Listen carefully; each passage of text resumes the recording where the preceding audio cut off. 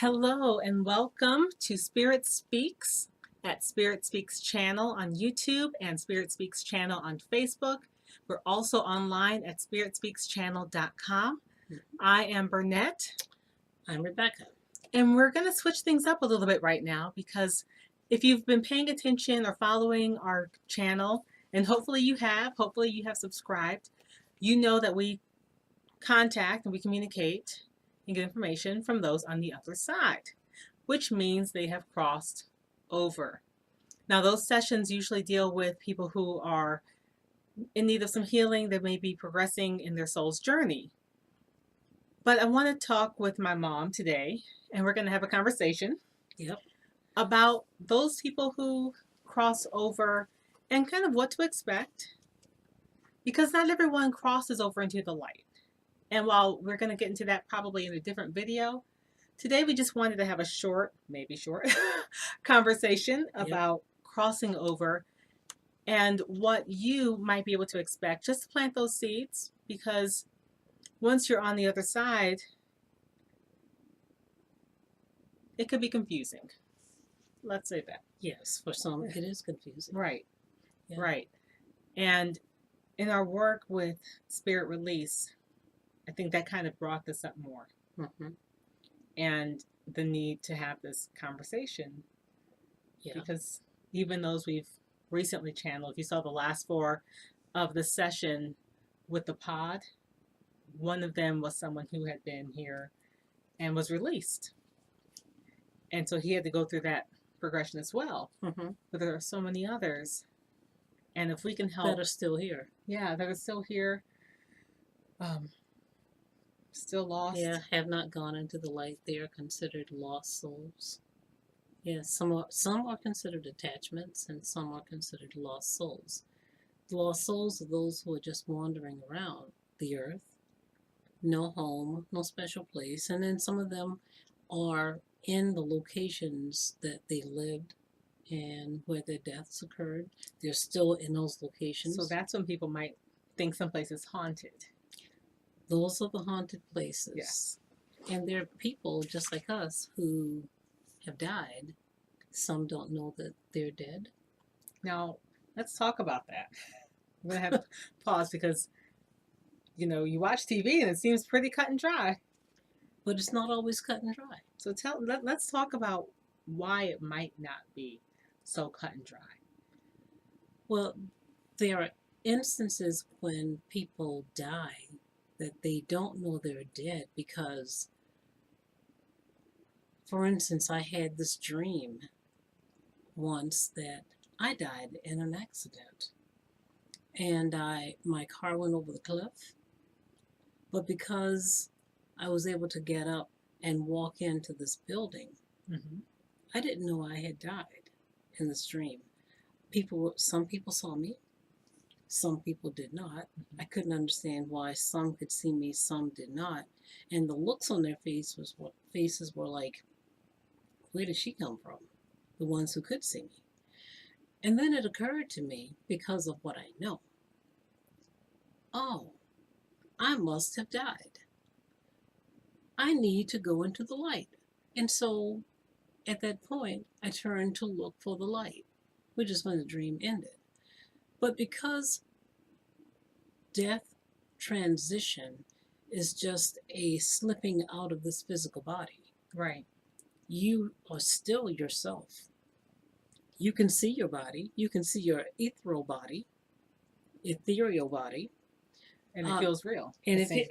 Because you are still alive. You are still real. You just don't have the physical flesh. Right. Right. With your ethereal body.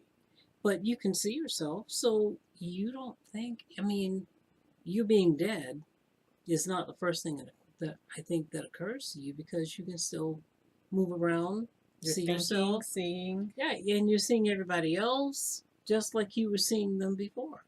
Right. So unless you have the awareness of what happens with the body in death, you may not know. And you could be here as a lost soul, wandering around the earth, wondering why no one can see you, why they won't talk to you. Some people do, some people don't. Right. And then, if you don't have that awareness that, oh, I should go into the light, especially with the joking that people do about don't go into the light. Don't, I mean, Yeah. that's what you definitely want to do is Right. go into the light. But many people don't. So making that joke of, don't go into the light. Let's talk about some reasons why some people might actually be afraid. Why wouldn't you? I mean, you've seen this stuff. It says, you see a bright white light, you go into it, you meet a loved one or Jesus or the person of, who resonates with you, and it's all beautiful. But then there are those Don't who go. don't go. Some people do not go into the light. And this is from studies that I've done. Some people do not go into the light because of their teaching and because of their religious beliefs. They have been told that, some have been told that when you die, you go to sleep. Right. So they find somewhere to lay down and go to sleep. They don't go into the light because that's not their belief. They're not looking for the light. It's not even in the realm of perception. It's not No, even. they're expecting to sleep until Jesus comes to resurrect them. And then there are those, again, religious beliefs, who believe that they haven't lived a life worthy enough, or they didn't follow this particular religion that said, if you don't follow this way, then you are going to hell when you die. When they see a light, they don't trust it. They're afraid. They're afraid. They will not go into the light. They prefer to wander around and stay where they are because they don't trust that light. They think they might be being fooled, and that might not be the right light, and they may end up in hell. So they would rather stay here, kind of what they know already, even if they're in this lost state, In a lost state. than go into this light, which could potentially be dangerous Yes. because of their teaching. Because of their teaching. And then again, because of their teaching and their beliefs. Some people actually have this expectation of going to hell, and they create that kind of existence for them. That's another story, because I know you may have heard of near-death experiences where people have gone to hell because of their belief. That's where they go, because that is the expectation. And the mind is so powerful. You figure the mind can create your reality. We do create our reality by what we believe and what we think. So if you think so strongly that way, it's quite possible. You can create that for yourself. There have been stories of people who have created this, and these have been near-death experience people who created that for themselves. They went to that place, but then started thinking about something their mother had told them, or they've heard somewhere else about not belonging there, or not having to be there. And then they start looking for, then they look for the light, or they call on Jesus, or they call on whoever they believe for the light, and that light appears to them, and they're removed from that place. So what we believe is very powerful. It's very powerful, very strong. Can create our realities. In life and in death. And in death. Creates Here our reality. and there. Wow. Yes, it does. Wow. So if you don't enter the light, because we have plenty of souls, unfortunately, who haven't entered the light for some of those reasons. Sometimes they just don't even know to look for it. It's not even religion. It's the lack of any teaching. This is true, because there have been, especially young souls who don't enter, they wander around and they say, I didn't know what to do. I didn't know where to go. They weren't taught anything. They just have no idea what they should do. So they wander around places that they know. And then there are those who don't go into the light because, like, the one guy One of the interviews we did, Was it William just a couple? Jesse. Jesse said he wandered around for a while That's until right. his mother convinced him. I don't know if she did that in a sleep state or what state, but she convinced him to go into the light. He wanted revenge for his death. He Right. wanted to get back at the person that had killed him. And so he refused to go anywhere so that he could exact that revenge. Right. He had a reason that he wanted to stay that Mm-hmm. was more compelling to him at that time Than going into than the going light. into the light. Mm-hmm. Yeah. And there are a lot of people, we call that unfinished business. They feel they have unfinished business. There are parents who die before they feel like they wanted to go, and leaving their children behind, refuse to go into the light Mm-hmm. because they want to stay and help their children, or they feel guilty about leaving their families without any, what they consider any help. For instance, and this would be this example is an attachment, but the one that I had, my grandfather chose to stay on the earth plane because he wanted to be near his family. He died and he left young children. That's right. My father was 6 years old when my grandfather died. He was the oldest. He was the oldest, and so there were three siblings under him. And because my grandfather felt so guilty about leaving his children behind, he did not cross over. For many, many years, he did not cross over, and eventually ended up with me. It was a guilt thing. He felt like he wanted to be near his children. He wanted to help them, grow up. What they don't know is that they can be more helpful on the other side than they can on this side. Right. They end up really hurting a lot of people's lives by staying on this side. And they don't have all their power. They don't have all their full energy. It begins They to don't. wane. They don't. And that's a lot of times when they start pulling towards other people. But we'll talk about. Okay, and so also people who don't cross over, just thought about another case. Sometimes the way people die, it happens so slowly until there is no moment for them to define their death. People who get injured or fall into comas and they're on life support for a long period of time, when they're in those situations, they're actually able to leave their bodies. Right. And so because they're leaving their bodies and coming back, and sometimes they leave and don't come back, like the man we interviewed, William, who said he died, but he left his body before the body died, and he never came back to it. Right. He didn't. There wasn't a moment. There wasn't a moment for him. He just never came back to that body. And so when it's not a defining moment and their spirit wants, they're able to leave that body, and their spirits are going here and there and different places, it's hard for them to come back into that body when that life support is taken off, for them to have that defining moment of death. So they're out. They're disconnected from the body. Yeah. And so they're in this ethereal state that they just stay in. And, even though there are those who come with the light to take them, right, they don't always see it.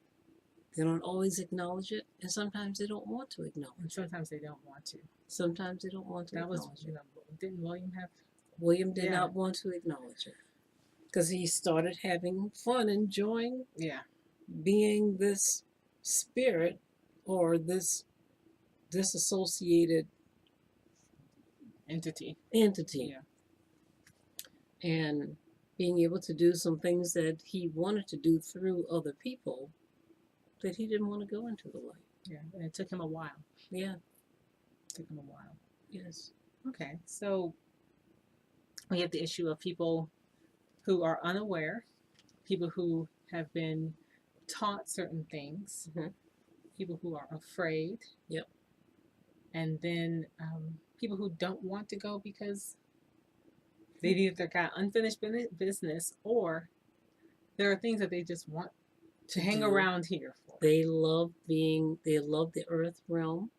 They love the physical things that they were able to do, and they don't want to stop doing those physical things like drinking alcohol or smoking cigarettes or doing drugs or eating food. Then, and they get to do this vicariously enjoy it vicariously through other people. Through other people.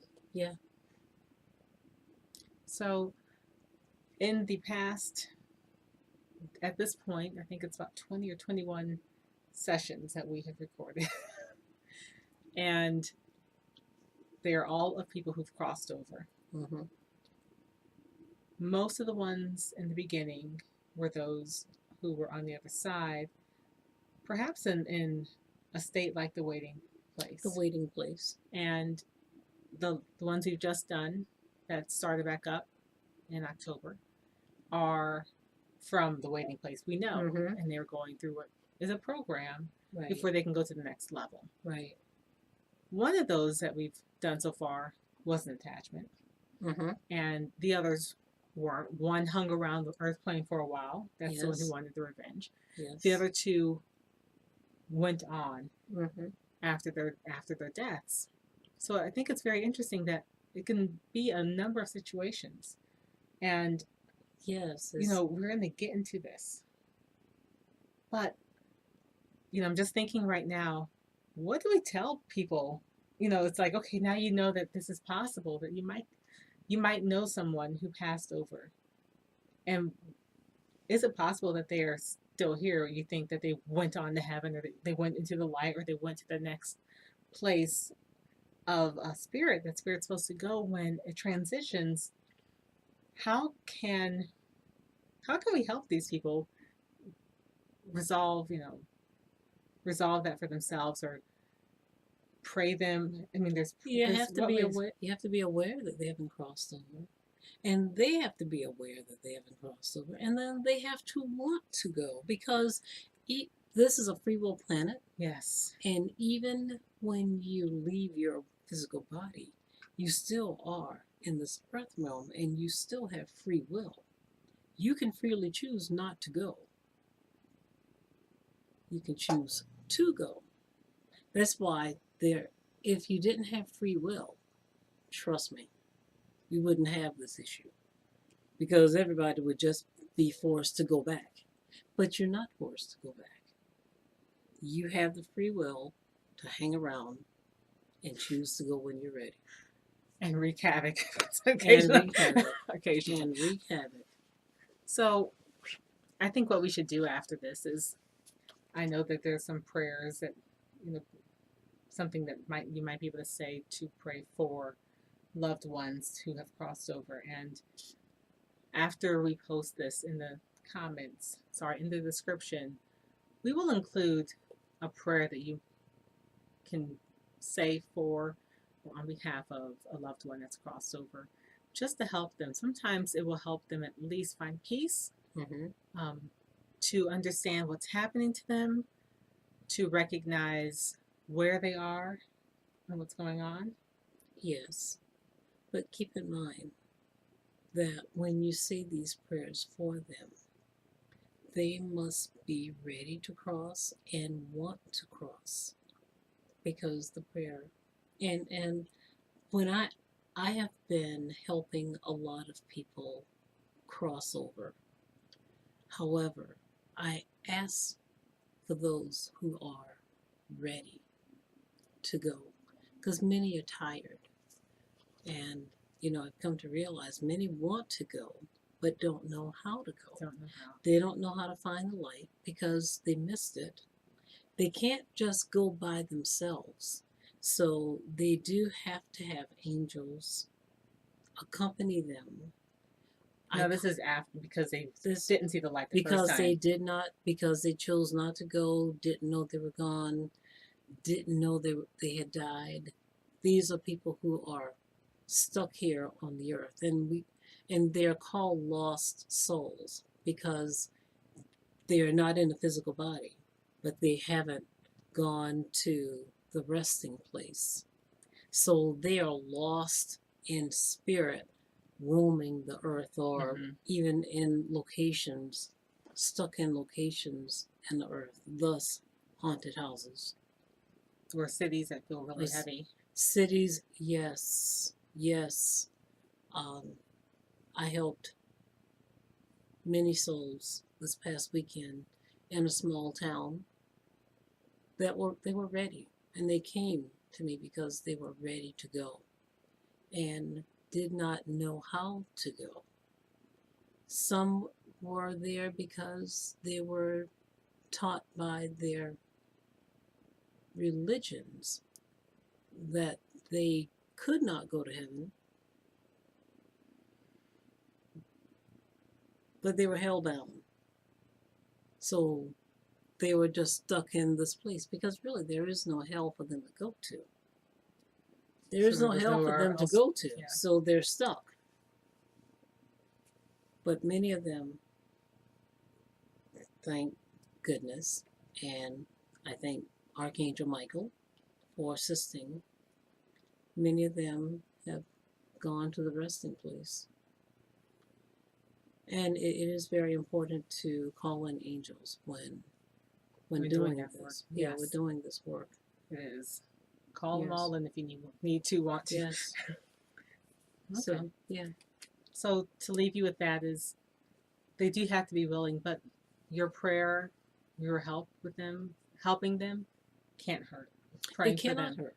And when a loved one dies or a friend dies, always pray for them at that moment when you hear of their death. Pray for them and pray that they will be guided by the divine white light of source of all creation.